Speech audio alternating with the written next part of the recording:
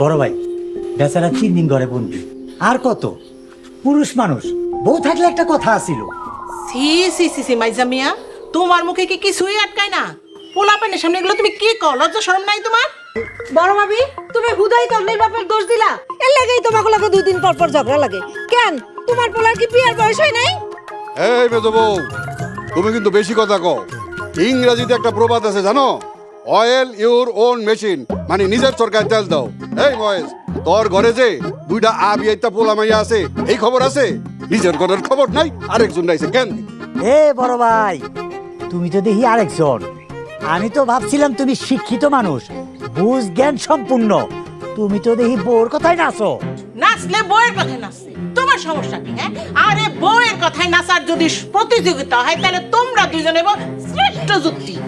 এই বড় ভাবি, নিজেরটা নিয়ে থাকো। বড় ভাই, বেয়াদবি হলে মাফ করবেন।